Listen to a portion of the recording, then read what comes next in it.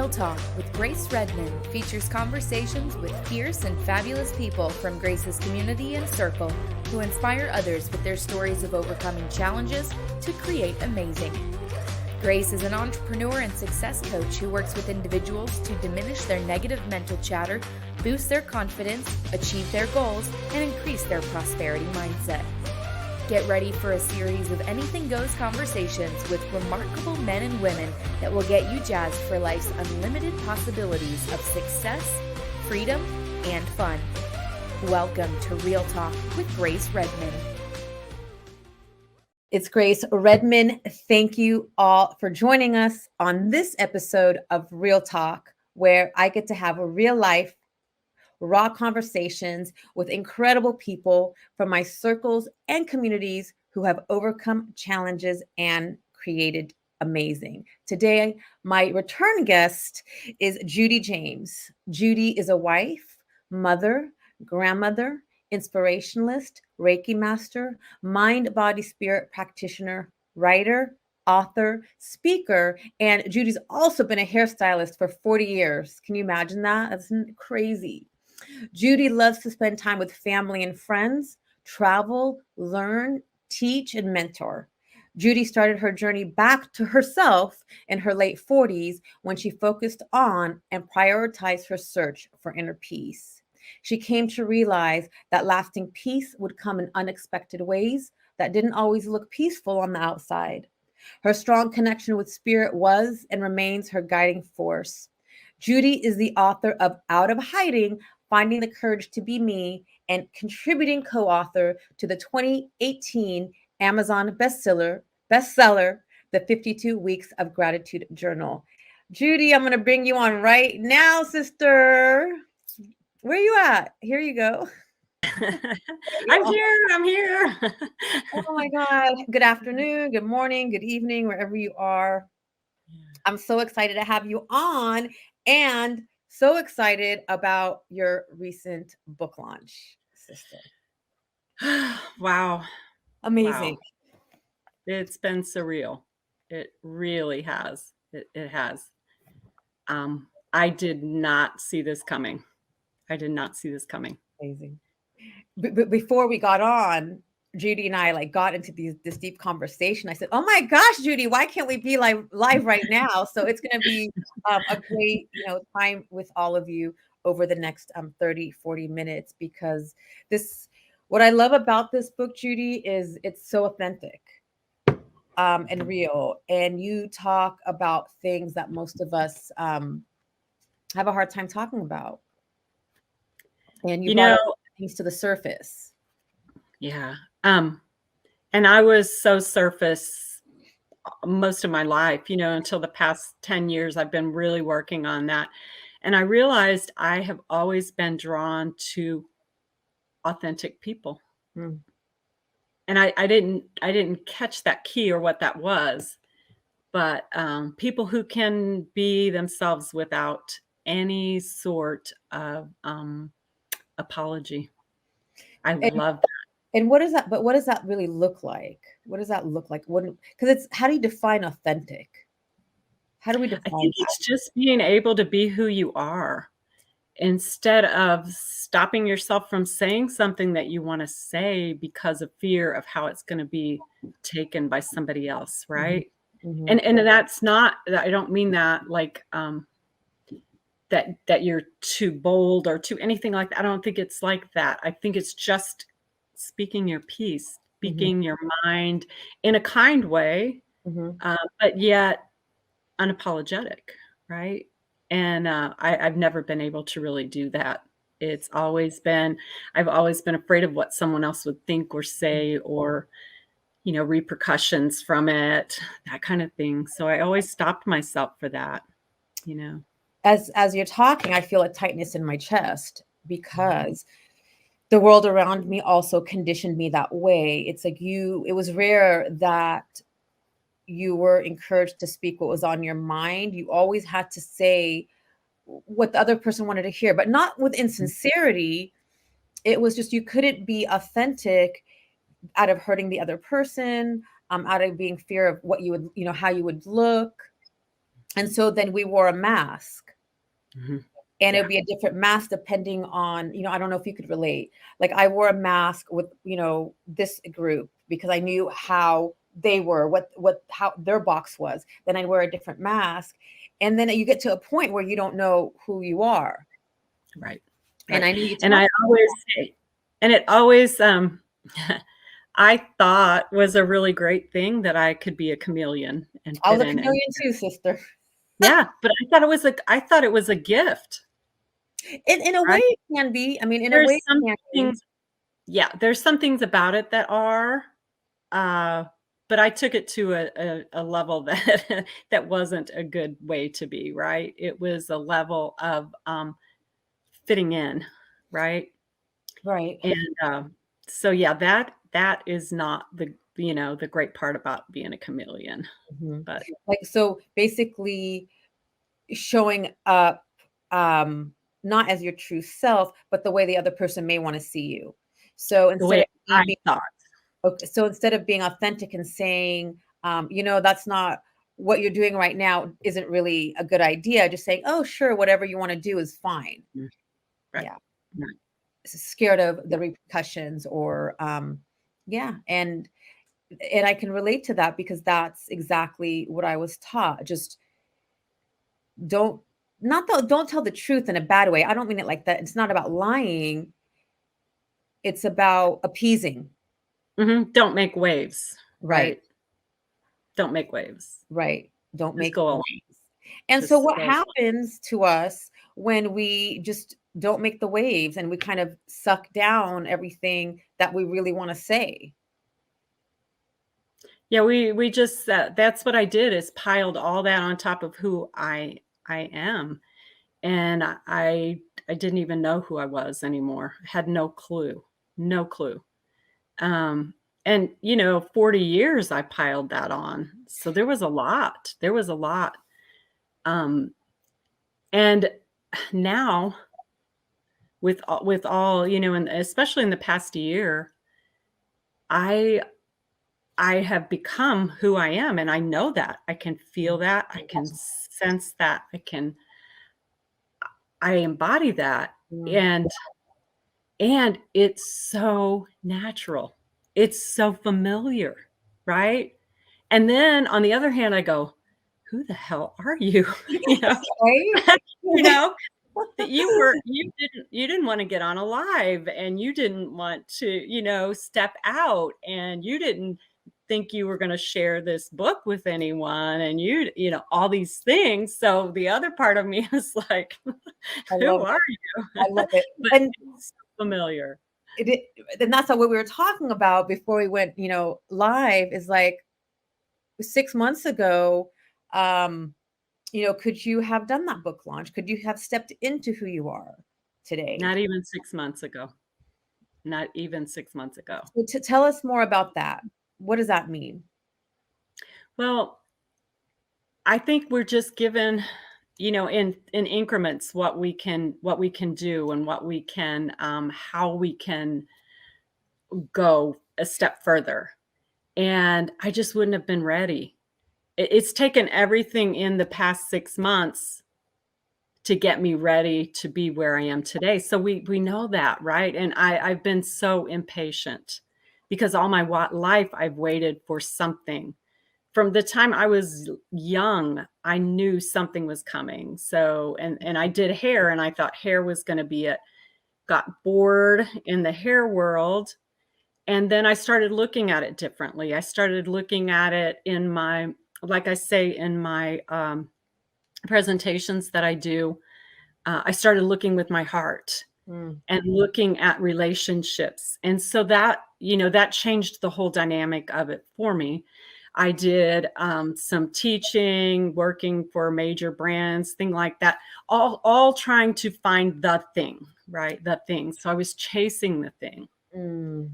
And so what the difference is now is the thing found me Oh my because gosh, I that's stopped beautiful. chasing. Yeah, Mm. I stopped chasing. I was me. I I became me. And so it was here. And that's been yeah. And that's been my, for the past couple of years, my intention that's always with me is to be the me that I came here to be, and to be the best version of me that I can be. And this is what happened. I didn't have to plan any of it, not one thing. I didn't have to look. I didn't have to be frustrated. I didn't have to beg people. I didn't have to please people. I didn't have to do anything except say yes.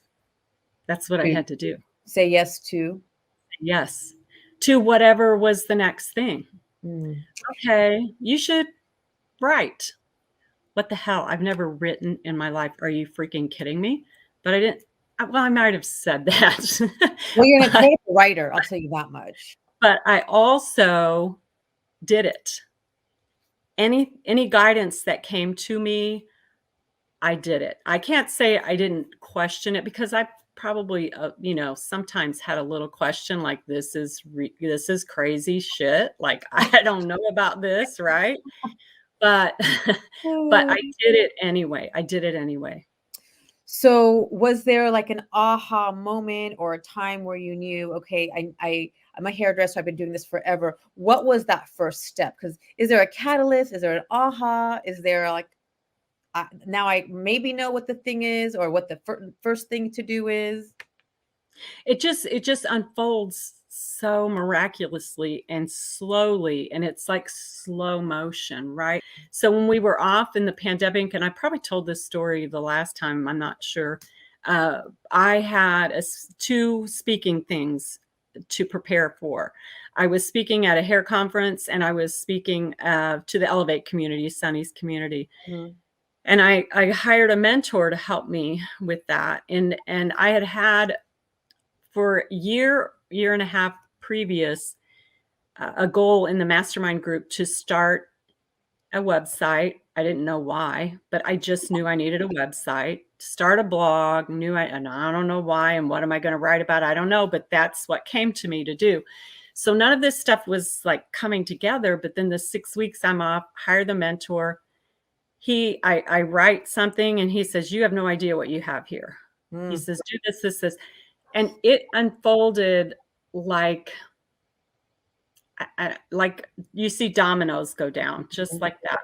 So I found my bonus daughter does all my social work, my social media work, and does all of that for me. All this came together in the 6 weeks. And I started posting on a blog, got a newsletter out.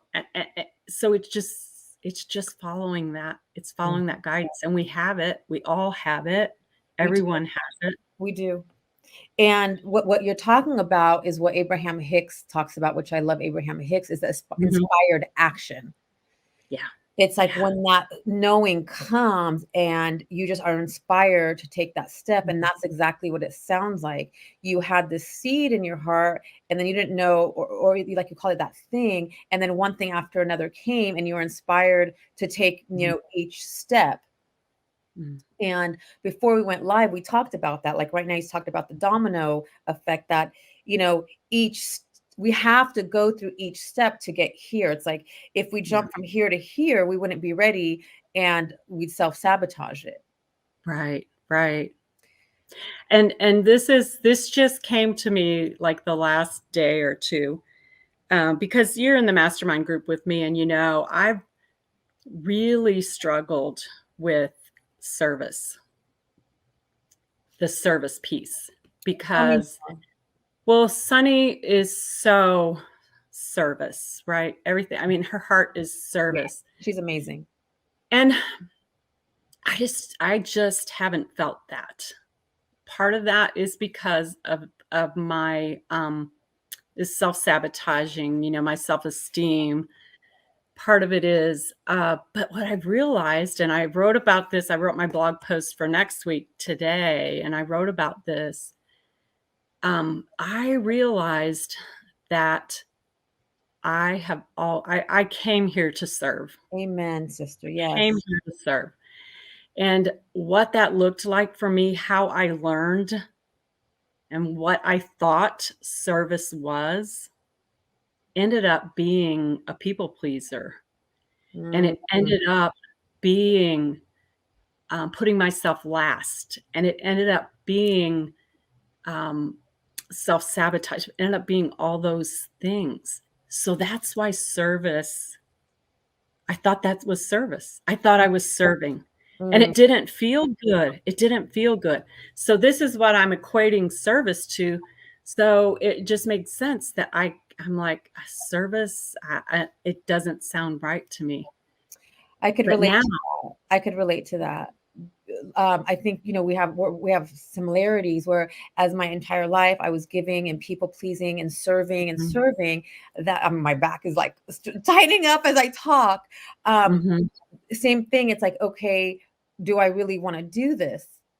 However, when we are stepping into ourselves and being our authentic self and healing our wounds and sharing and showing up and writing and telling your story, that's service right there.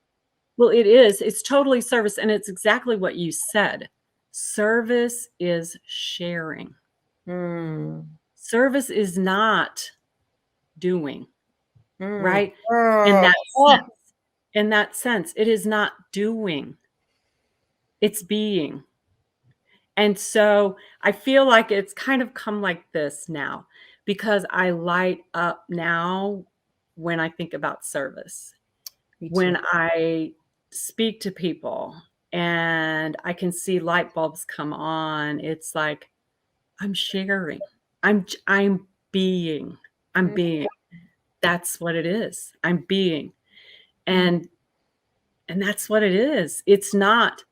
And you know, when I look back on all the people pleasing and all the things that I thought I was doing for service, I was expecting something in return for everything I did. Whether it was, you know, kudos or a thank you or a I'll do something for you, whatever it was, I was doing all that with expectation. That's not service. That is not service.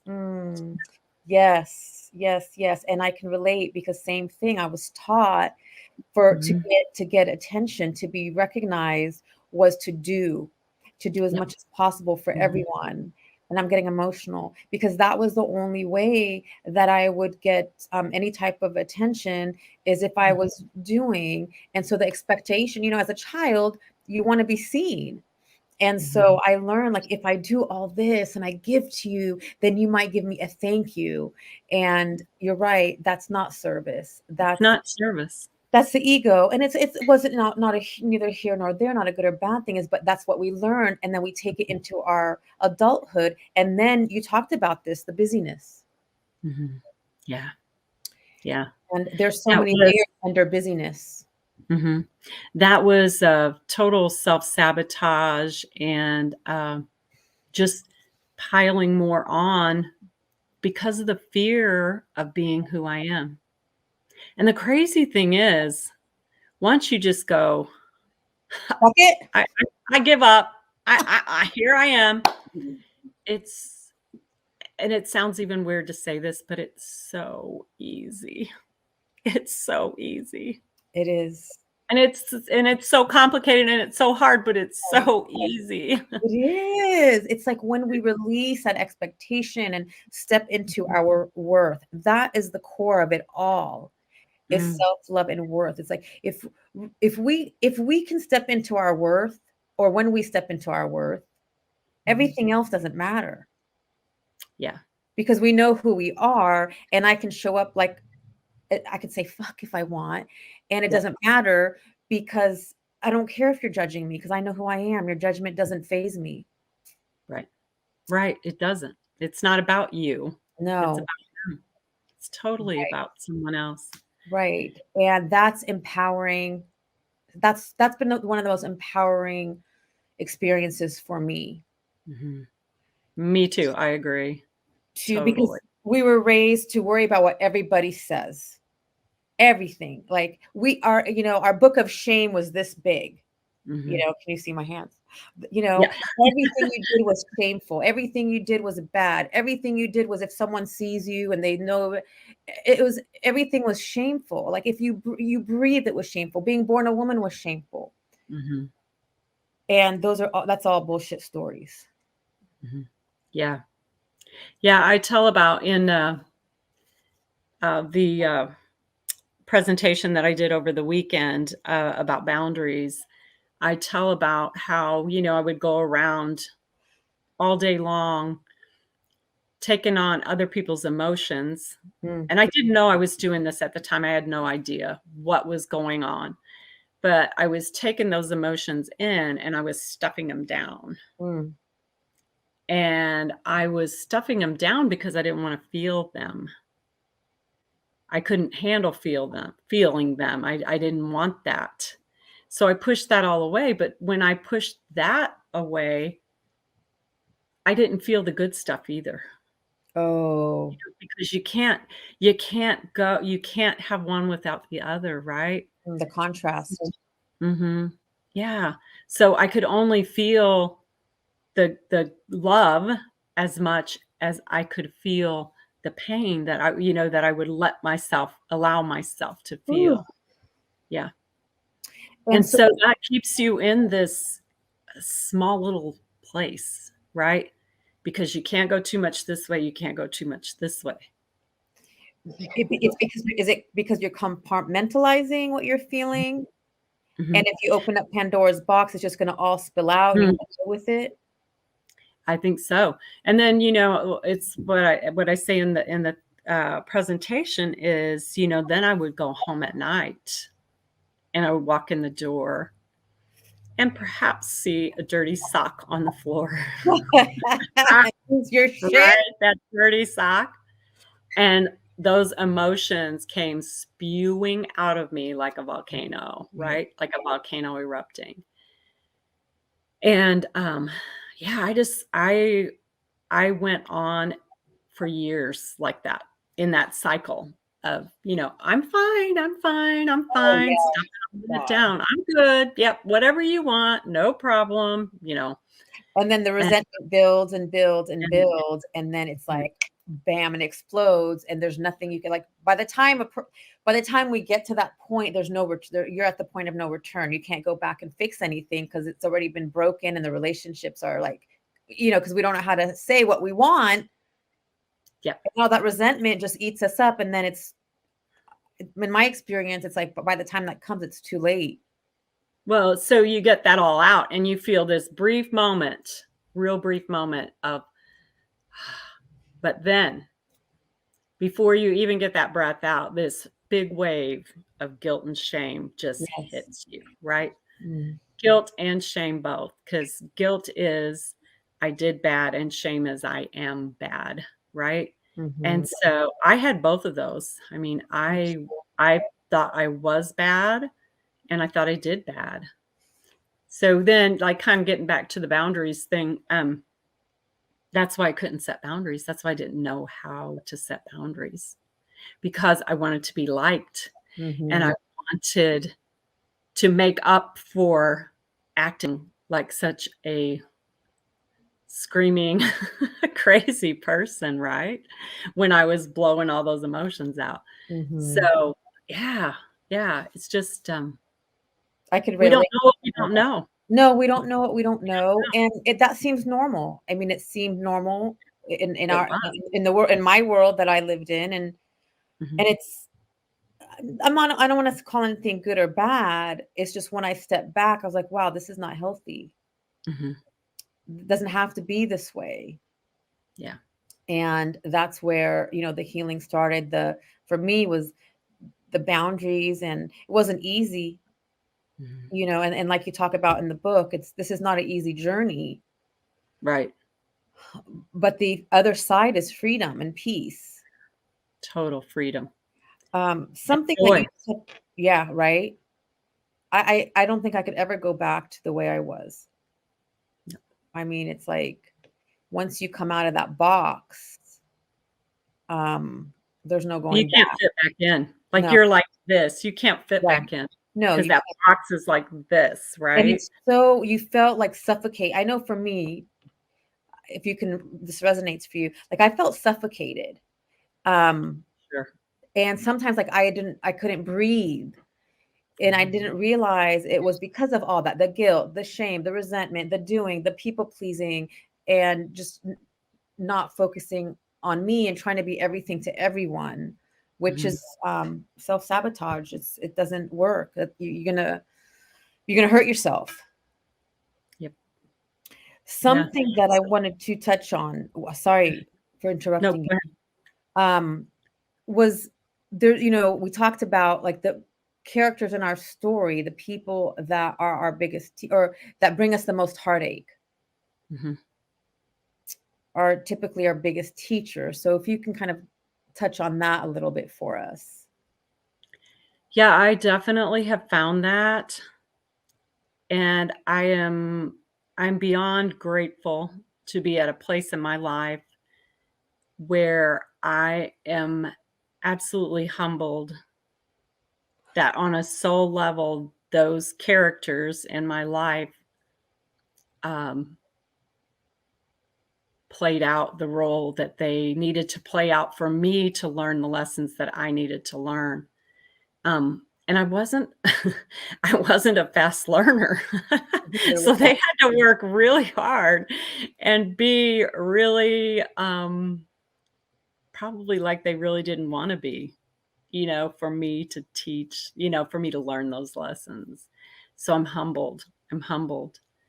Um, And what does that mean? Like if you can give us an example. like with my mom, she was such a great person.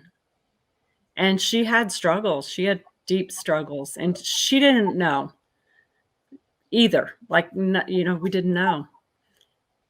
And she had no idea, um, the things that I suffered because of the way she was, right? And it wasn't on purpose. She didn't do it on purpose. But all those things, taught me to want to live my life different. And that's the gift, is wanting to live your life different, wanting to learn from those things. And I talk about that a lot in the book with my mom. I Mhm. learned those things from her, and moved on, you know. Yeah. That resonates for me because I had a very tumultuous relationship with my mother. Although Mhm. she was an amazing and loving and kind, um, she was tough on me, Mhm. and it took me a long time to I'm getting emotional. It took me a long time to forgive her. But as I Mhm. look back on the journey, she needed to be that character for me to learn to okay, like I need to do things different. Like watching her suffer and struggle was a catalyst for me to do things different. And now I Right. see, like, I was talking to you earlier, like those people that I viewed as villains, in my life, in my story. Now I appreciate them because they were the motivators Mhm. that, propelled me to succeed because that was the only way that I could fight was Mhm. through success. And so now when I look back, I'm like, yes, those people played their roles, and I'm so grateful for every single one of them. And it's Mhm. crazy right now to sit here with you and say that. Yeah. Yeah.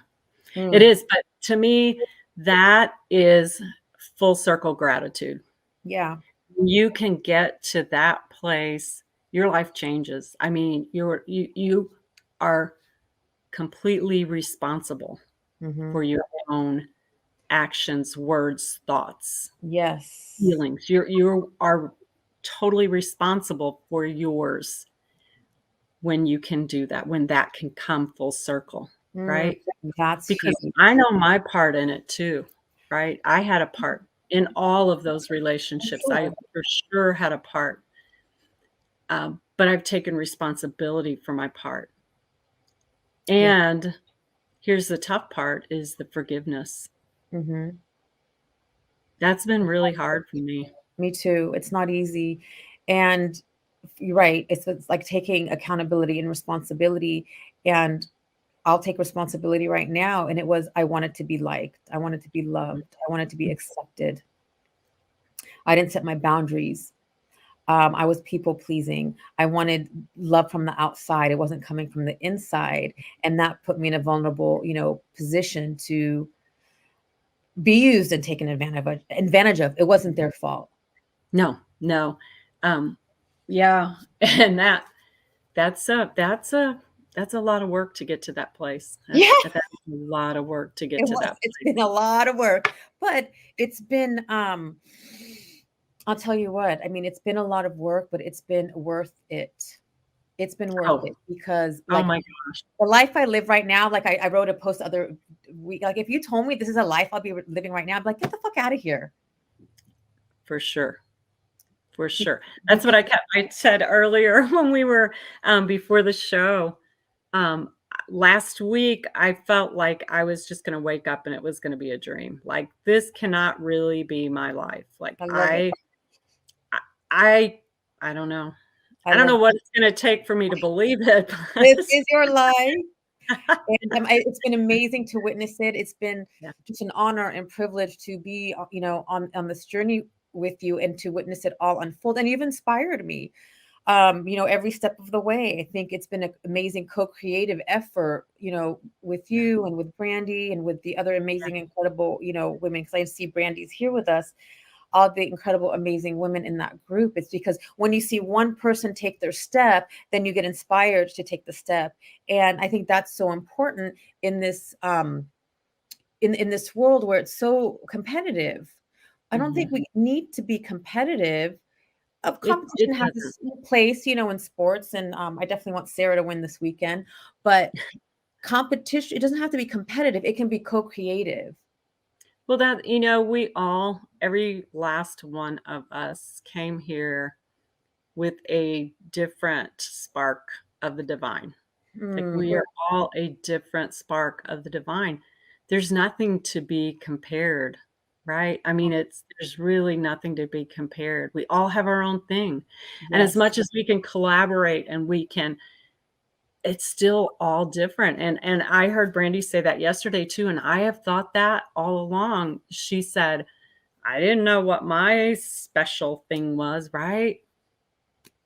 I didn't either. I didn't either. And, I think I've talked about this before. There was time, and Brandy talked about this yesterday. There was times that I would go into comparison because you're such an incredible writer and Brandy's such an articulate speaker and writer that I was like, oh gosh, I'm so raw and I don't know how to write. But, everyone has a different style. So then I learned like, okay, well, this is my style. And each person has their unique gift and style, and you're going to resonate, with this person. I'll resonate with this. Each person brings something unique, and each of us will be heard by the right person, by the right tribe, by the right community. There's no competition. There isn't. There really isn't. No. And that's what gets us into struggle is thinking that we should be anything but what we are, but who we are, thinking that we should be somebody else's spark. We're not. We, like you said, we each have a unique gift. And once we can recognize that, and it's not easy to drop the ego, it's not easy, but once we can kind of get out of our head, I always think of it, okay, Grace, get out of your head and drop into your heart. Yeah. Because it's all here. The brain, the mind is keeping us safe, and that's why we go into that comparison, because it's scary. It's scary to step into who you are, because no one told us we could be great. They told us to dim our light. Yeah. And it's not scary at all now. It's like fun. It was scary. It really was. It was scary as hell. It was scary as hell. What are they going to say? They're going to think I'm stuck up. Like, who the hell do I think I am to show up and talk or to post? And who are we not to? Who are we not to? Whoever's listening and watching, who, every one of us has a spark in our heart. Like, do it. Yep. Who are you not to do it? For sure, because we just have this life here right now, and this is what we've got. We are where we are, and we move from here. We keep going. That's right. And we have a choice on how we want to live. And what I'm getting emotional. What breaks my heart is that there's so many people around me that I love and I adore. And I see them living like in that, which I was there, in that stress, in that perfectionism, in that codependency. And again, I was there. But I know there's a different way, and I just want them to see that. And the hardest thing for me has been to accept each person where they are on their journey. It's not my journey, it's their journey. But we can, on this earth, in this lifetime, regardless of what's going on around us, we can live a life of freedom and peace and love and fabulousness and fun. Right. I think that's part of being an empath, though. Is the part that we think we need to bring everybody with us where we're going. I think I hear that a lot. I hear that a lot from people. And I always felt that. I always felt like I couldn't go somewhere where I wasn't taking everyone around me in my circle with me. If they didn't want to go, then I couldn't go. I struggled with that. I still struggle with it, if you want me to be, upfront. Sure. We do. Because it's fun. It's fun over here. And when I see them, and it's like, you don't really need to struggle like that. But again, it's, that's the empath in me. And like you said, it's about stepping back, accepting them where they are on their journey, and keeping your mouth shut. And, we can, because that's what we're here for. We're here to make changes and change the world. And we can do that from right here, right? That's the best way we can do that, not jumping into their lives, but it's by being here. If someone's listening and they're having kind of like, this is resonating, and they're feeling something, kind of going on here, what's one step that they can take to kind of, I know you talk about awareness, awakening. What's one step they can take to possibly step into their awakening? I think just taking some time. For me, I think sorry, I had something pop up here on my screen. What has changed for me more than anything is my morning routine. You would start a morning routine, even if you start with 5 minutes for yourself in the morning with no screen time, but just a guided or self-meditation, some quiet time, set an intention for your day, and maybe a little journaling.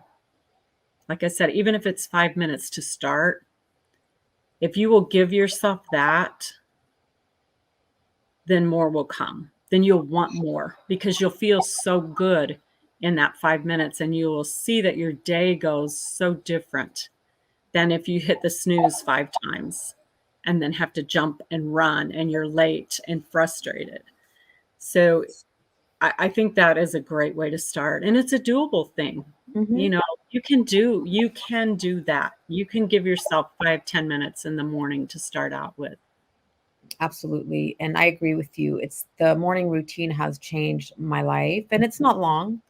I started with 10-minute meditation, then I moved it up to 15. And some mornings I do the gratitude. I do the gratitude in my mind every morning. Sometimes I journal. But it has been a life changer, because, like we talked about earlier, those emotional explosions, they really don't happen often. No. Because you've filled yourself with what you want to feel and how you want to feel. You've filled yourself with peace, with calm, with connection. So then when things happen throughout the day, that's what you have to offer. That's what comes out, not frustration and anger and all those things. That doesn't come out because you don't have that in there. You don't have room for that because you've filled up with all that you want, with the connection. That's So that then right you there. don't, yeah. So you don't have to react. You know, it's not in you. You cleared it out.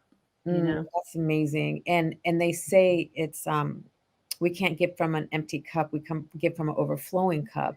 And so in that morning routine, when you sit and connect to yourself and your higher power, that's what's filling you up. And then you have more energy to give. That's what I've noticed. yeah. Oh, for sure, for sure. So much more.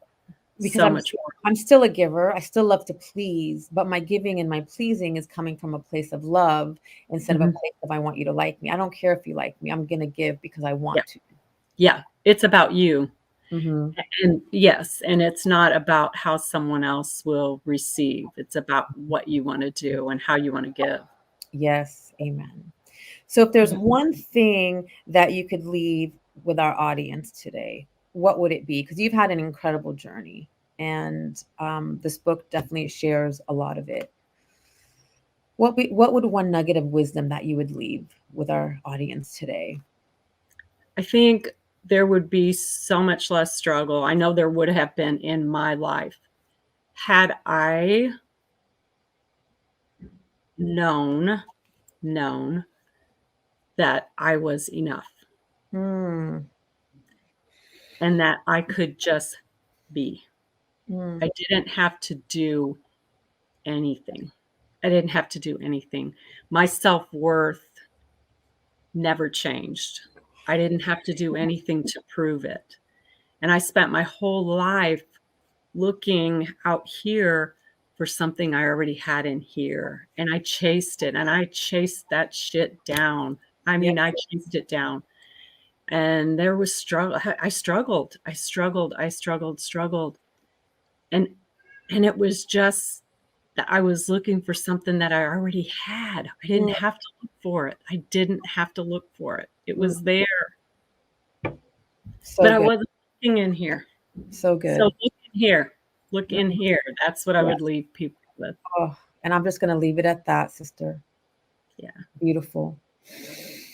That was incredible. Always amazing to chat with you and to teach with you and to just sit in this space. Thank you so much for joining me today. It's been an honor and a privilege, and I look forward to continuing this journey with you. I know it's just there's going to be more and better as, you know, we walk this journey. Where can Thank people? you so much, Grace. Oh, my pleasure, sweetheart. It's been a pleasure. And if anyone's interested, this is really an amazing story. It's real, it's raw, it's authentic. Where can they find it? It is on Amazon. And oh, that's Lucy. Hey, Lucy. Hey, girl. Hey, Lucy. Say hi. Here's Lucy. Oh, so cute. It is on Amazon and it is on my website. You can get it on my website, which is judy-james.com. All right. And I will put all of the information there at the end of the podcast once everything goes up on the podcast platforms. And I just want to take a minute to say hello to everyone who is here. Brandy, hello, Brandy, and Vicky and Sheila. So amazing to see you. Allison, Rachel, Elizabeth, Helen.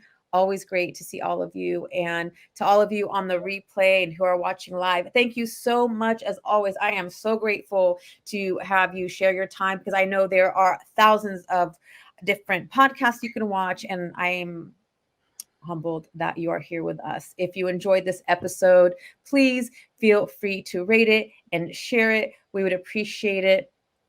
And until next time, I wish you an incredible day ahead. And just know that you are the change. All right. Have an incredible afternoon, Judy. Thank you so much for joining me. I'll see you so soon. much, Grace. All right. Take care, everybody. Bye-bye.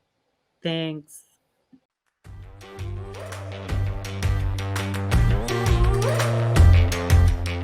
Hey, love. Thank you so much for listening today. I am so grateful for you. I'd like to show you my appreciation by gifting you a free forgiveness self-hypnosis audio download. Part of living the fun and fabulous life is practicing forgiveness. Forgiveness can be such a long and challenging process. My intention is that this forgiveness audio will help you in practicing forgiveness, especially with yourself. Grab it by visiting daretoachieve.com/forgiveness. For more inspiring tips, make sure to connect with me on social media. Drop me a line on Facebook or Instagram at Grace Redman Dare to Achieve. Until next time, keep moving forward towards living your fabulous life.